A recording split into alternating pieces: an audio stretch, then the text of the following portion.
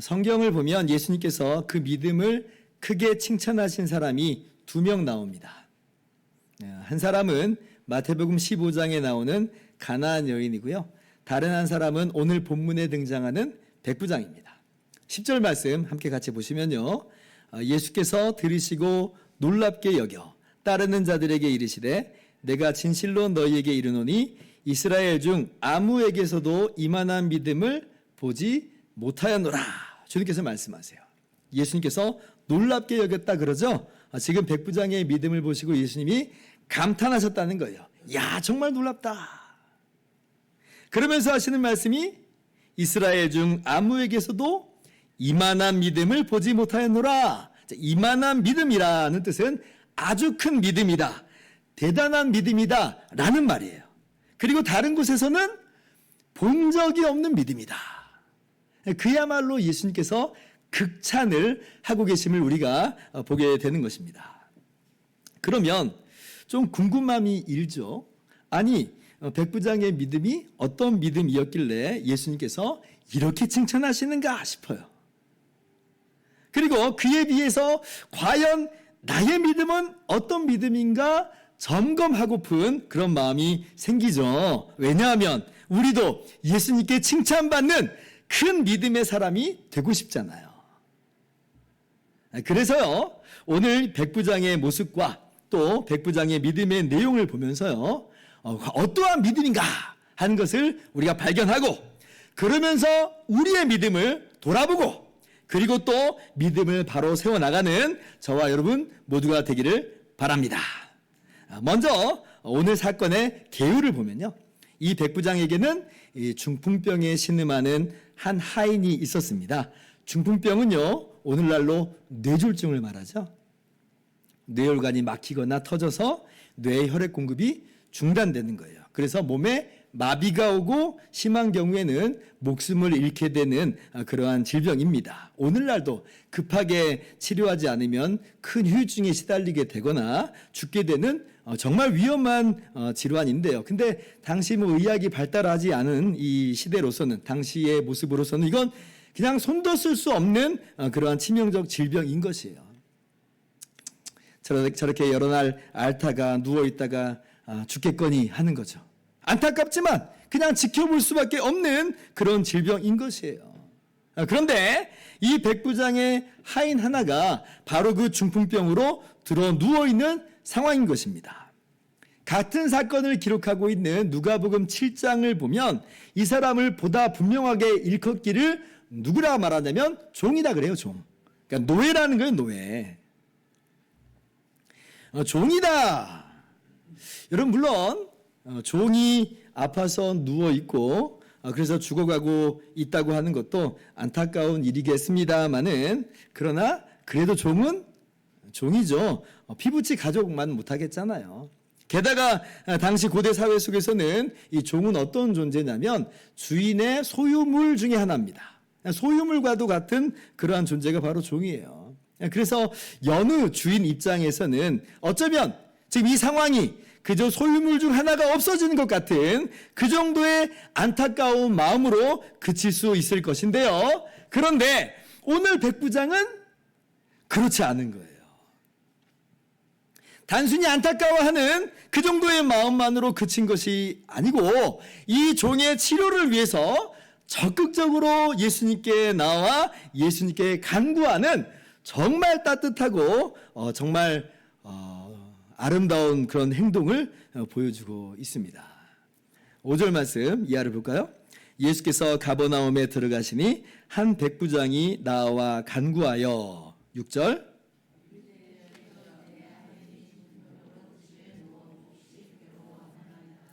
내 하인이 중풍병으로 집에 누워 몹시 괴로워하나이다. 예수님께 질병을 고쳐달라고 우회적인 표현으로 간청을 하는 거죠. 아마도 예수님께서 다른 사람들의 질병을 고쳐주셨다라고 하는 그 소문을 듣고 백부장도 예수님께 한달음에 나온 것일 거예요. 여러분, 참 너무 아름다운 모습이죠. 주인이 종의 치료를 위해서 이렇게 발벗고 나서는 모습이 굉장히 인상적입니다. 그죠? 만약에 생각해 보세요. 우리 직장 상사가 행여나 이렇게라도 해주기라도 한다면 어때요? 야, 정말 너무 좋겠죠? 그런 상사 밑에서는 계속 일하고 싶지 않겠습니까? 그러면서 우리의 모습도 한번 돌아보게 되죠. 왜냐하면 우리도 누군가의 윗사람이고 또 누군가의 또 상사일 수 있겠잖아요. 한번 반문해 봤으면 좋겠어요. 나는 이 백부장과도 같은 모습인가? 혹시 아랫사람을 무슨 소모품 취급하고 있지는 않는가? 인격으로서 대우하고 있는가? 한번 돌아보는 시간이 됐으면 좋겠어요. 그러면서 정말 이 백부장과도 같은 따뜻하고 선한 모습으로 나아갈 수 있기를 바랍니다. 자, 그런데 이렇게 예수님께 나온 백부장의 모습이 참 놀랍다는 거예요.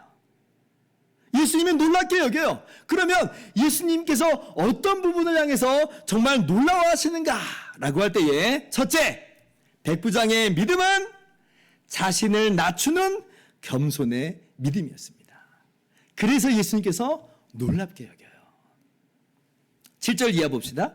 이르시되 내가 가서 고쳐주리라. 8절 같이 읽습니다.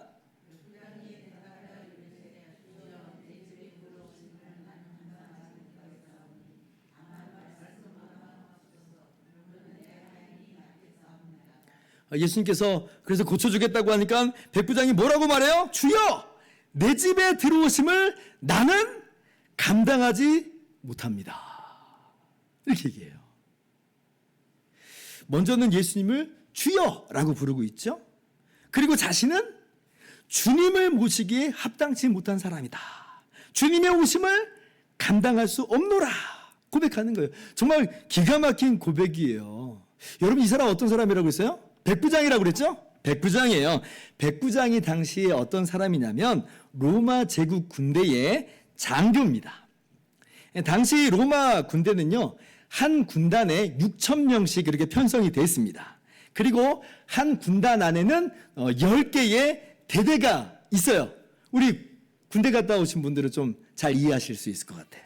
그리고 각 대대는 6개의 중대로 이루어져 있어요. 제가 이해하기 쉽게 우리나라 편제로 지금 치환해서 설명을 한 것입니다. 그래서 한 중대는 따져보면 몇 명이 있어요? 약 100명으로 구성이 되어 있어요. 100명으로. 백부장이 누구냐?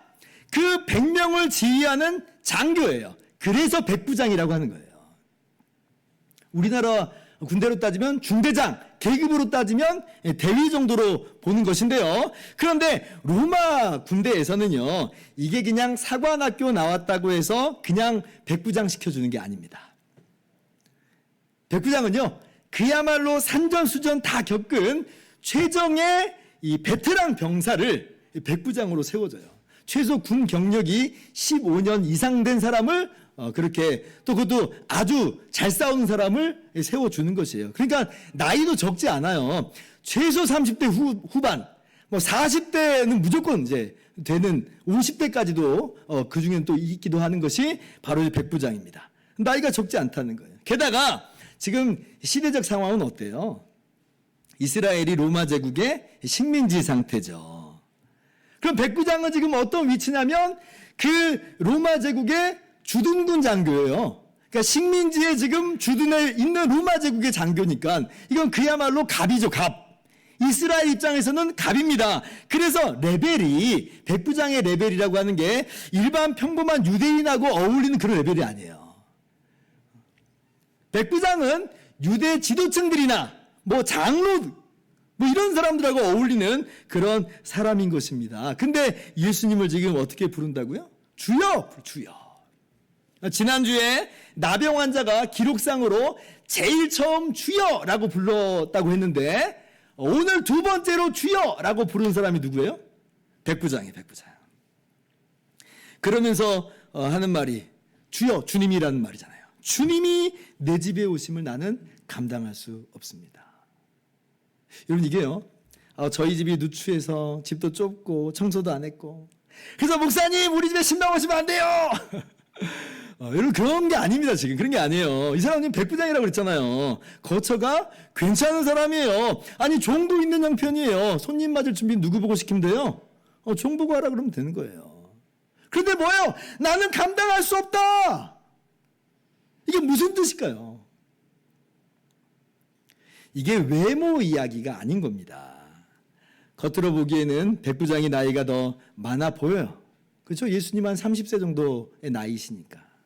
사회적으로도 백부장하고 이 목수 출신의 예수님하고는 비교가 안 됩니다. 그러나 백부장은 눈에 보이는 그것이 전부가 아님을 고백하고 있는 것이에요. 내가 아무리 나이가 많다 한들, 아무리 사회적 지위가 있다 한들, 다른 어떤 명성과 명예와 업적을 가지고 있다 한들, 그러나 예수님께는 이거 아무것도 아닙니다. 아무것도 아닙니다. 마치 촌부가 황제의 행차를 감당할 수 없노라 라고 말할 수밖에 없는 것처럼, 나는 예수님 앞에서 아무것도 아닌 자요, 내세울 것 없는 자요, 예수님은 나보다 비교할 수 없을 만큼 크고 높은 분이심을 고백하고 있는 것이에요. 이것이 바로 백부장의 믿음입니다. 그런데 이것만 아니에요. 이것도 뭐 겸손한 믿음이다라고 하는 거지만 사실 그 이상의 내용을 담고 있어요. 한번 저 생각을 해보세요. 자, 그런데 만약에 백부장이 예수님을 단순한 치료자 수준만으로 생각했다면 이렇게까지는 하지 않았을 것 같아요. 우리가요, 급한 건 나고 내가 할 수 없는 아무것도 할 수 없는 절박한 경우에는 어떤 사람이건 그 사람이 정말 대단한 사람이라 할지라도 막 머리를 조아리면서 예의를 차릴 수 있습니다. 아니, 그런 경우 많잖아요. 뭐 드라마 같은 걸 보면 다 죽어가는 환자나 그 가족의 처지에서는 그가 아무리 대단한 사람이라 할지라도 자기보다 한참 나이가 어린 그 의사에게도 의사 선생님 살려주세요 이러잖아요. 절박한 경우에는 그런 예의를 충분히 차릴 수 있어요. 충분히 겸손할 수가 있어요. 하다못해 뭐 그룹 회장이나 지체 높은 양반들도 뭐 문제가 터졌을 때 아주 뭐 소위 용한 점쟁이나 무당 앞에서는 벌벌 떨면서 머리를 조아리는 그런 드라마 많이 있잖아요. 그런데 내 집에 들어오심을 감당할 수 없다, 이런 말은 제가 못 들어본 것 같아요. 아무리 많은 드라마를 봐도 그런 거 못 본 것 같아요. 그런데 백부장은 뭐라고 그래요? 백부장의 겸손은 지금 어떤 겸손이에요? 내 집에 들어오심을 감당할 수 없다. 그러니까 지금 예수님을 단순한 질병의 치료자나 문제 해결자 그 수준만으로 본 게 아니라 그 이상의 분으로서, 그 이상의 주님으로서 본 것이에요. 뭐 정작 자신도 하인의 중풍병 때문에 찾아온 것이긴 하지만 예수님은 실상 그 이상의 분이다 라고 하는 고백이 주여 내 집에 들어오심을 감당할 수 없나이다예요. 백부장이 어디까지 보았는지는 모르겠지만 아마도 백부장은요, 예수님께서 하나님께로부터 오신 분, 하나님의 권세와 능력을 행하시는 분, 즉 메시아이심을 보고 있다라고 할 수가 있겠습니다.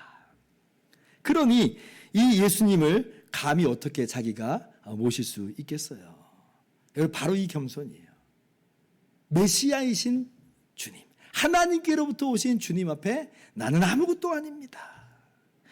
내가 예수님 앞에 내세울 만한 것이 아무것도 없습니다. 아무리 화려한 대궐이라 할지라도 예수님 보시기에는 부족할 따름입니다.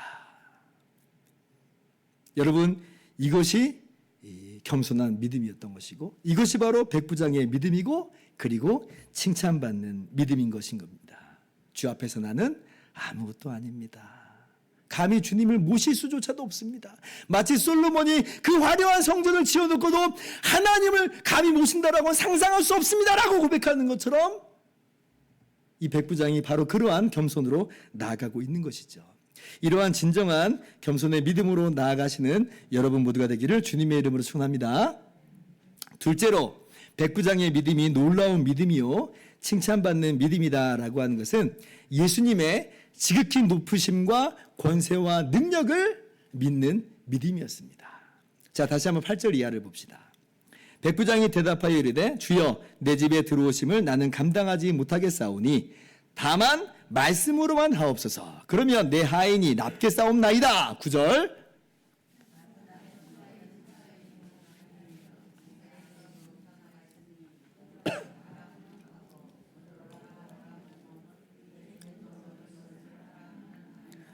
이더러 가라 하면 가고 저더러 오라 하면 오고 내 종도로 이것을 하라 하면 하나이다.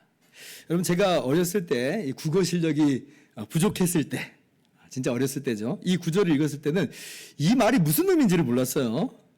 그래서 어떻게 좀 이해를 했냐면, 예수님 보고 오지 말라고 말하면서 지금 내 말 들으라는 이야기인가?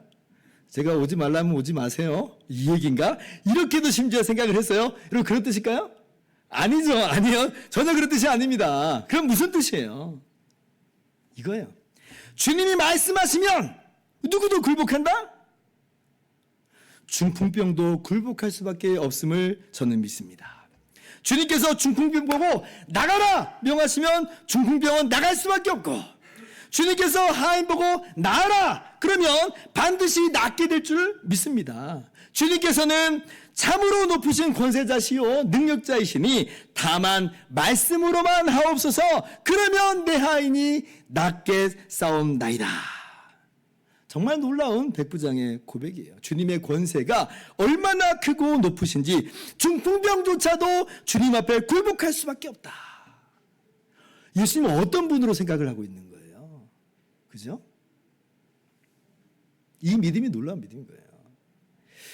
이어지는 마태복음 8장 후반부를 보시면 예수님께서 제자들과 함께 배를 타고 갈릴리 바다를 건너는 사건이 나옵니다. 그때 예수님께서 배 타고 가시다가 잠깐 눈을 붙이십니다. 아마 좀 피곤함이 있으셨던 모양이에요. 근데 이제 건너는 도중에 광풍이 불어 닥치죠. 그래서 파도가 크게 일어나고 배가 물에 잠기게 되는 정말 큰 위기에 빠져요. 우리가 배가 조금만 흔들려도 우리가 막 바들바들 떠는데 지금 그 정도 수준이 아니라 물이 막 배 안으로 막 들어오는 거예요. 그래서 배가 잠기게 됩니다. 이러다가는 빠져 죽게 되는 그런 상황인 거예요. 제자들이 사력을 다해서 이 위기를 탈출해 보려고 하지만 방법이 없어요. 그래서 마침내 제자들이 예수님을 깨웁니다. 우리가 죽겠나이다. 우리를 구원하소서. 그러니까 이제 예수님께서 딱 일어나셔서 바람과 바다를 꾸짖으시죠. 잔잔하라 하니까 즉시로 물결이 아주 잔잔하게 돼요. 근데 그때 제자들이 놀라면서 한 말이 이거예요. 26절 이하를 한번 교독합니다. 예수께서 이르시되 어찌하여 무서워하느냐 믿음이 작은 자들아 하시고 곧 일어나사 바람과 바다를 꾸짖으시니 아주 잔잔하게 되거늘. 27절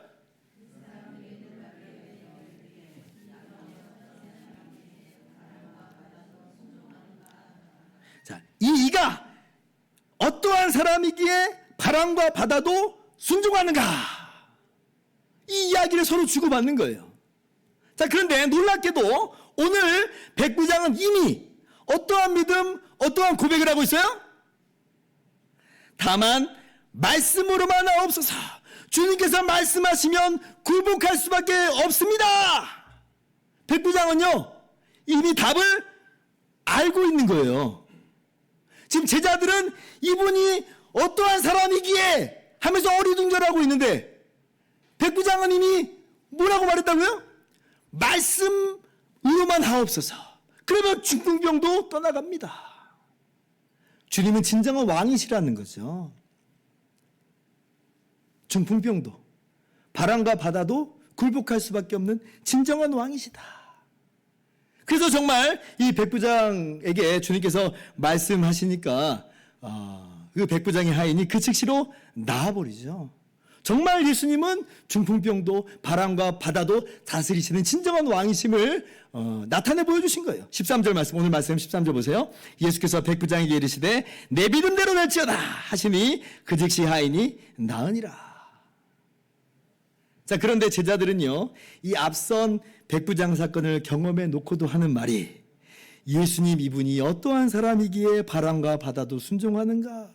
예수님의 진정한 신분과 그 권세를 전혀 깨닫지 못하고 어리둥절하고만 있더라. 이러한 제자들의 모습을 향해서 그래서 예수님께서 뭐라고 말씀하세요? 이 백부장의 믿음과 대조적으로 믿음이 작은 자들아 그러죠? 백부장을 향해서는 이만한 믿음, 아주 큰 믿음, 대단한 믿음이라고 하시는데 이 제자들을 향해서는 믿음이 작은 자들아 말씀하세요. 여러분 제자들도 이 정도라고 한다면 다른 이스라엘 사람들은 두 번 볼 것도 없는 겁니다. 그런데 유대인도 아니고 이방인인 로마 군대의 백부장이 이러한 예수님에 대한 진정한 고백을 하고 있어요. 그러니 예수님이 놀랐겠어요, 안 놀랐겠어요? 놀라시는 거예요. 놀라시는 거예요. 오늘 우리가 예수님의 이러한 지극히 높으신 권세를 그리고 그 능력을 바르게 바라볼 수 있기를 바랍니다. 예수님은 질병도 통제하세요. 바람과 바다도 예수님의 권세 앞에 순종합니다. 심지어 사망조차도, 죽음의 어두운 권세조차도 예수님께 굴복할 수밖에 없어요. 왜냐하면 예수님은 참 하나님, 하나님의 아들이세요.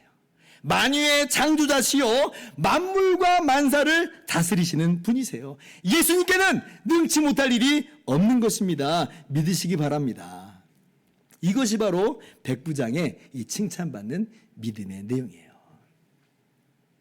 자, 그런데 여기까지 보면요, 어떤 느낌이 좀 드냐면 백부장의 믿음이나 우리의 믿음이나 별로 차이가 없다는 걸 깨닫게 됩니다. 이 정도의 믿음은 나도 있는데, 그죠? 우리도 어때요? 우리도 주님 앞에 참으로 겸손한 그러한 믿음으로 나아가잖아요. 왜냐하면 우리 역시 하나님 앞에 감히 설 수 없는 죄인임을 우리가 알고 있어요. 어떻게 우리가 주님 앞에 뭔가 내세울 만한 게 있어요? 아무것도 없죠. 나의 사회적 지위, 배경, 나의 업적, 나의 모든 조건으로도 그 어떤 것도 나를 하나님 앞에 내세울 수 있는 것이 못 되는 거예요. 나는 죄인입니다. 우리가 인정하면서 고백해요. 뭐예요? 같은 믿음이죠? 그리고 우리도 예수님의 지극히 크신 권세와 그 능력을 믿어요. 우리가 사도신경으로 항상 신앙 고백하는 바의 내용이 바로 그거죠. 예수님은 참 하나님이시요 하나님의 아들이십니다. 예수님은 만물의 창조자시요 만물과 만사를 다스리시는 분임을 우리가 믿고 고백하는 거예요. 그 예수님의 권세 앞에 굴복하지 않을 존재가 세상에 아무것도 없음을 우리는 믿고 고백합니다. 그리고 예수님 어떤 능력이세요? 십자가 대속의 보혈로 예수님의 그 위대하신 능력으로 우리를 도저히 우리의 힘으로 헤어나올 수 없는 우리의 죄와 사망의 수렁 속에서 우리를 죄와 저주와 사망에서 건져주시잖아요. 불가능한 일을 우리 주님이 행하시잖아요. 예수님의 십자가 능력으로 선포하시니 우리를 묶고 있는 원수 마귀의 모든 사슬이 풀어지는 것이에요. 물론 우리의 육안으로 우리가 이러한 사실을 볼 수 있는 것은 아닙니다만은, 그러나 우리는 늘기 우리를 그렇게 구원하시는, 우리를 영광의 부활로 일으키시는, 불가능을 그렇게 가능케 하시는 우리 주님의 권세와 능력을 믿는 사람들이에요. 우리가 장차 영광의 부활로 일어날 걸 믿으십니까? 우리가 하나님 나라의 상속자로 나타나게 될 걸 믿으십니까? 같은 믿음이네요. 같은 믿음. 그래서 이 백부장의 칭찬받는 믿음은요, 사실 우리의 믿음과 같은 믿음이요. 그리고 이 믿음이 바로 어떤 믿음이냐? 구원받는 믿음입니다. 구원받는 믿음이에요. 이 믿음을 이만한 믿음이다 라고 주님께서 말씀하신 거예요. 그래서 예수님께서 백부장의 믿음을 칭찬하시면서 바로 이 말씀을 덧붙이시는 겁니다. 11절 이하를 보세요. 또 너희에게 이르노니 동서로부터 많은 사람이 이르러 아브라함과 이삭과 야곱과 함께 천국에 앉으려니와. 12절.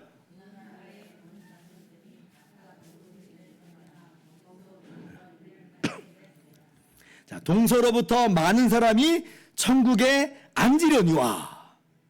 좀 어떻게 보면 생뚱맞아 보여요. 오늘 이 사건, 이 백부장의 믿음을 두고서 단순한 병고침의 믿음 차원으로 말씀하시고 그친 게 아니라는 거예요.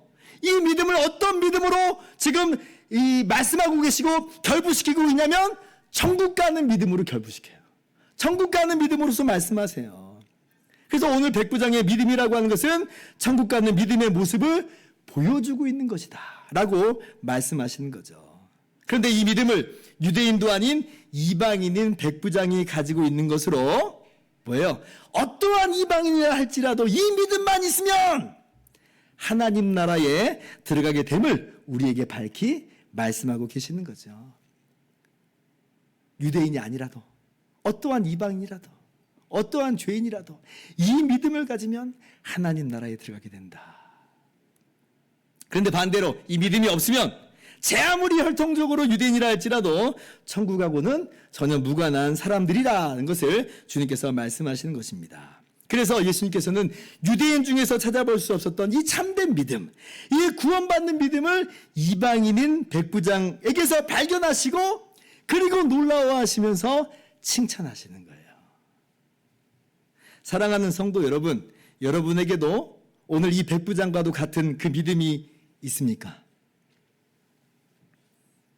겸손한 믿음, 주님의 크신 권세와 죄인을 죄와 사망에서 능히 구원하시는 주님의 능력을 믿는 믿음이 있으십니까? 있으십니까? 예, 아멘이 나올 거라고 저 생각을 했는데, 이 정도면 우리의 믿음이잖아요. 아멘 하세요. 예, 이 믿음이 주님께서 인정하시는 믿음이고 기뻐하시고 칭찬하시는 믿음이에요. 그리고 이 믿음으로만 오직 하나님 나라에 들어가는 것이죠. 우리의 모든 죄와 연약함을 십자가에서 대신 담당하심으로 죄와 사망에서 우리를 능히 구원하시는 하나님의 아들 예수님을 믿으시기를 바라고요. 이미 믿으시는 여러분께서는 어떠한 풍파 속에서도 흔들리지 마시고 이 믿음을 지켜나가시기를 주님의 이름으로 축원합니다. 목사님 말씀 잘 알았습니다. 마음에 잘 새겼습니다. 근데 그래도 좀 궁금한 게 하나 있는데, 그러면 병치료를 믿는 믿음, 병치료를 간구하는 기도 목사님 해도 될까요? 이런 마음이, 이런 궁금함이 좀 우리 가운데 좀 떠오릅니다.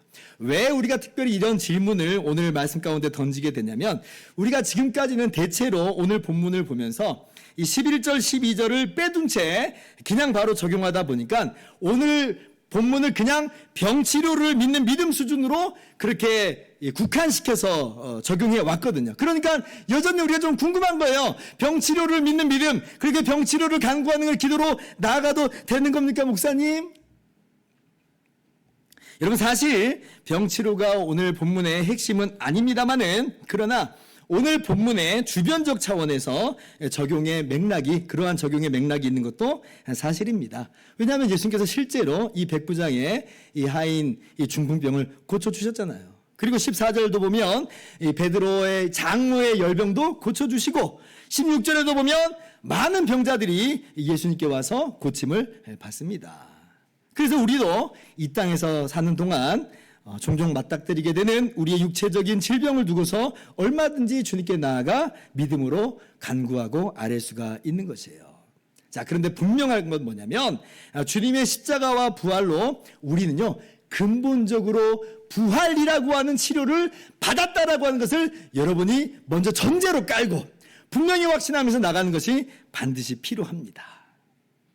우리는 이미 부활이라고 하는, 영광의 부활이라고 하는 완전하고도 궁극적인 치료를 받은 거예요.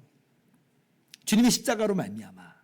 그리고 때때로 주님께서는 이 땅에서도 기적으로, 또 때로는 의료진의 손길을 통해서 이 치료를 맛보게도 하여 주시죠. 여러분, 부활이 어렵습니까? 예를 들면 암 치료가 어렵습니까? 영광의 부활이 훨씬 어렵죠. 부활에 비교해서는 암 치료는 아무것도 아닌 겁니다. 자, 그렇다면 성도의 부활을 믿는 우리가, 주님께서 바로 그 부활로서 우리를 일으키심을 믿는 우리가 육체의 치료를 믿음으로 기도할 수 있는 것도 너무 자연스러운 결론인 거예요. 동시에 비록 육체의 치료가 당장 나타나지 않을지라도 우리가 낙심하지 않는 것은 뭐예요? 근본적으로 우리는 영광의 부활이라고 하는 완전하고도 궁극적인 치료를 받은 사람들이다. D.A. 카슨이라고 하는 세계적인 신약학자가 있는데요. 올해 초에 파킨슨 병을 앓고 있다는 소식을 전하면서 작년부로 모든 공적 활동을 내려놓게 됩니다. 그런데 이제 그 글이 이제 올라왔는데 그 글이 제 마음을 좀 울렸어요. 제가 한번 읽어드릴게요. 파킨슨 병으로 인지 능력이 저하돼 제 공적 임무를 내려놓습니다. 그럼 우리는 어떤 생각이 들어요? 기도하면 되잖아요. 병 치료를 믿음으로 기도하세요. 막 그러고 싶은데, 근데 계속 들어보세요. 그렇지만 이러한 상황으로 고통스럽진 않습니다. 선하신 주님의 부활이 고치지 못하는 것은 없기 때문입니다.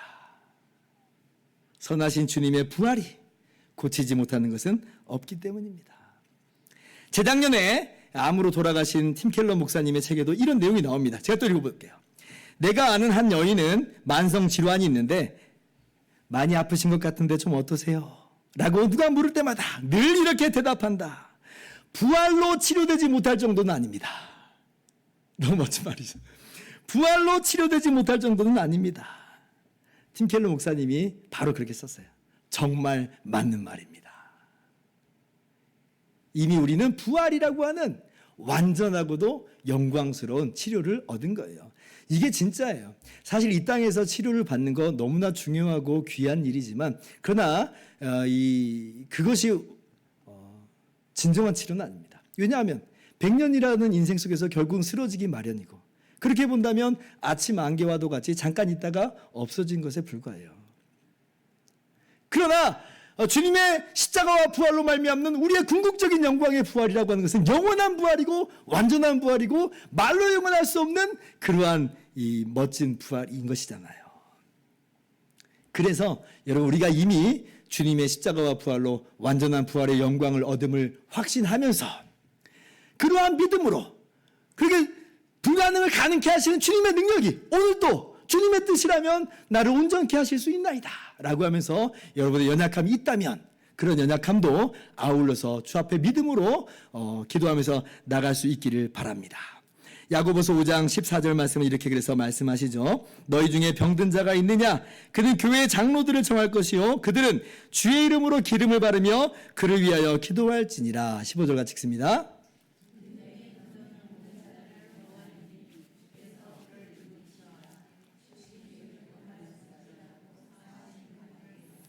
네, 병 고침을 위해서 믿고 또 기도하라는 주의 말씀입니다. 자, 이제 말씀 마칩니다. 오늘 칭찬받은 백부장의 믿음은 우리에게 있어서 새삼스러운 믿음이 아님을 우리가 말씀 속에서 깨닫게 됐습니다. 겸손한 믿음이고 주님의 권세와 주님의 능력을 믿는 믿음으로써 이것은 구원받는 믿음이다. 참 믿음이다 라고 하는 것이에요. 그리고 이것이 바로 우리의 믿음이다라고 하는 것이죠. 자, 그런데 행여나 우리의 믿음이 오히려 당장의 눈앞에 것만을 두고서 출렁이는 그러한 믿음으로 전락해 있는 것은 아닌가 우리 스스로를 돌아볼 수 있기를 바랍니다. 어쩌면 예수님을 그저 단순한 치유자 수준으로 단순한 문제 해결자 수준으로 전락시켜 놓고 내가 당장 필요할 때만 모셔드리는 지극히 현세적인 모습을 우리가 갖고 있지는 않는가라고 하는 것이에요. 여러분 그것이 정말 응답되고 정말 그런 놀라운 일이 있다 할지라도 그것이 주님께 칭찬받는 믿음, 구원받는 믿음은 아니에요. 정말 주님께서 기뻐하시고 칭찬하시는 믿음은 뭐냐? 겸손한 믿음이요. 주님의 권세의 크심과 죄와 사망에서 우리를 능히 구원하시는 주님의 위대한 능력을 믿는 믿음. 그렇게 예수님을 나의 주와 나의 구원자로 믿는 믿음이 오늘 주님께서 우리에게 기대하시고 원하시는 믿음인 것이죠. 이러한 믿음, 참 믿음 안에 견고하게 서시는 저와 여러분 모두 되기를 주님의 이름으로 축원합니다. 기도하겠습니다.